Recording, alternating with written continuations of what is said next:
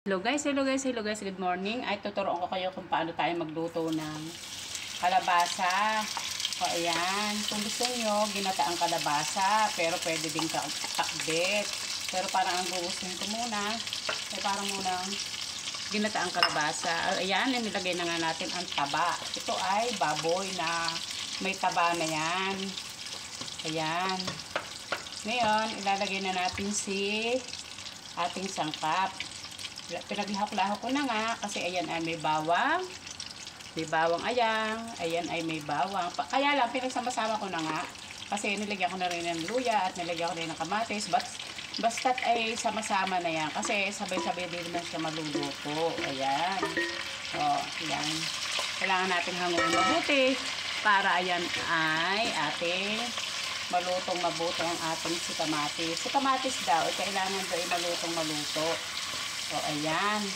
Ayan ay mantikang baboy. Ayan.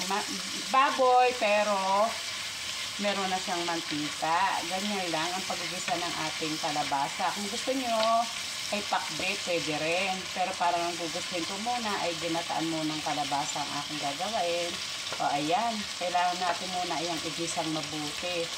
Pagkatapos, ayan ay, ang gagawin natin ay, uunahin muna natin itong si kalabasa.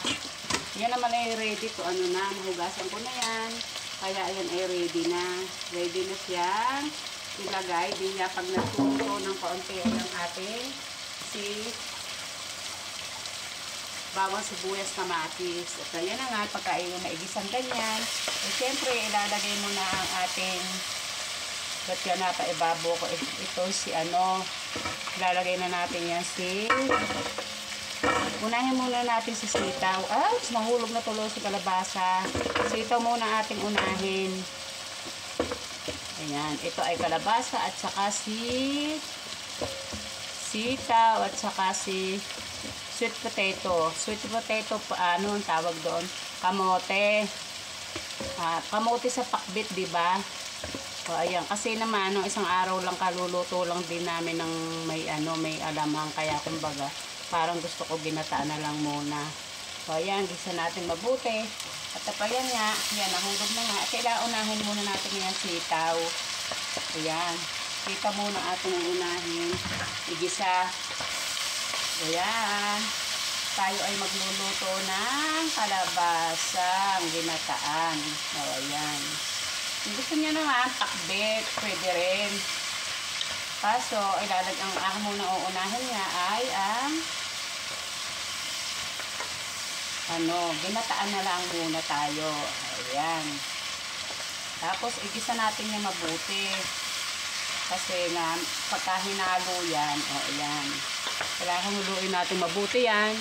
At ilalagay na natin si ating ito ay, anong tawag dito? Ayan, kamuting bagin. Sweet potato. O, pero pwede na natin pagsabayin niya si kalabasa. Ayan. Sabi na natin si kalabasa. Yun na may nahugasan ko na lahat. Bago ko dito. Kasi nga, bawal naman tayong gumamit ng mga So, ayan. Ang dami nating gulay. Ay, grabe. Ano ba yan? Ayan, kailangan natin ganyan. Ganyan lang siya. O, ayan. Igisa natin mabuti. At tapos, takloban muna natin mabuti para maluto siya ng mabuti, diba? Kuha tayo ng takot.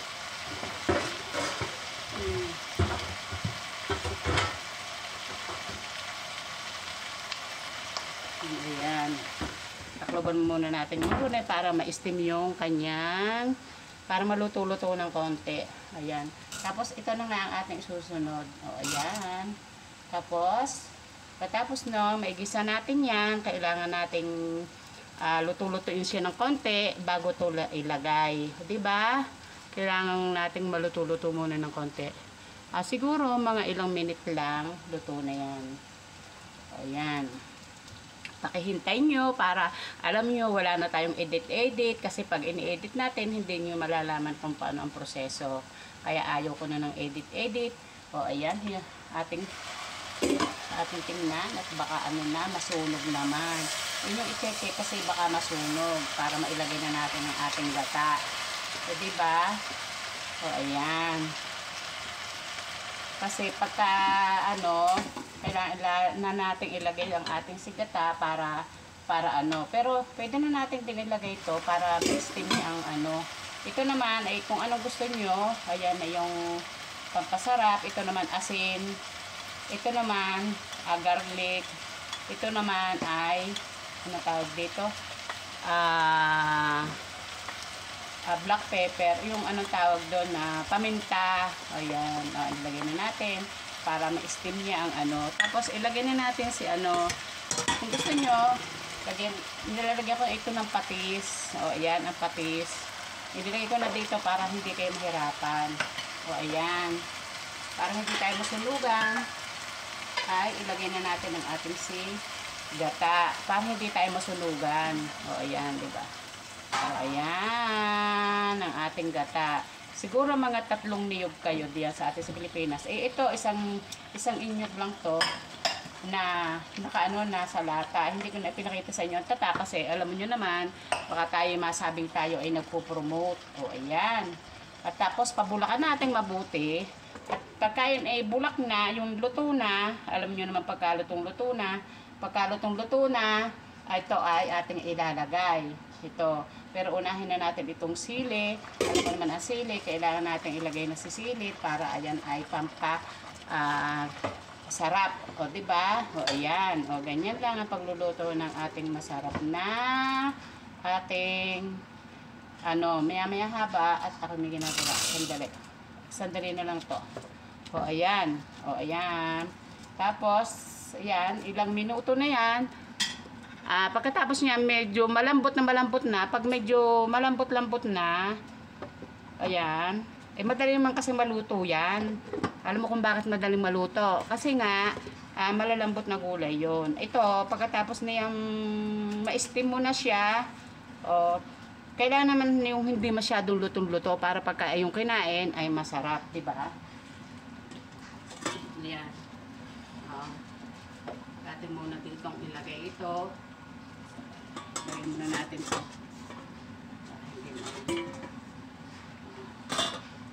Ayan. O, ayan, kumukulo-kulo na. O, ayan. Ayan ay medyo, ayan o. O, diba? Kulo ang kulaan na. Tapos ilalagay nyo na yan. Ayan. Ayan ay maano na yan. Kasi nilagyan ko na siya ng sangkap, diba? O, ayan. That's it. Tapos. O, ayan. O, ayan. Tapos, ayan. Alam nyo naman pagkaluto na. O, diba? Luto na yan. That's it. Antayin na lang ninyo na mga ilang minute lang. O, diba? Luto na ang ating ginataan na kalabasa. O, see? O, ayan. Ganyan lang kabilis. Ganyan lang kabilis ang ating ginataang kalabasa. Kung gusto nyo naman, lagyan nyo na rin ng kung gusto nyo, lagyan nyo ng alamang. O, ako hindi ko nalalagyan muna ng alamang kasi nga, mamaya ako na lang pag-iisipan yung kalahati, pwedeng gawin kong lagyan ko ng alamang kasi masasayang naman. Kasi masyadong madami, diba? Kaya, ayan luto na ang ating pakbet or ginataang kalabasa. Pwedeng hatiin nyo, lagyan nyo ng alamang kalahati, ang isa naman ginataang gulay. O, ayan, ganyan lang ako kung magata ng kalabasa na mayroong, ayan, kita nyo naman, isa-isahin nyo lang kung paano yon. Ilang minute lang, diba?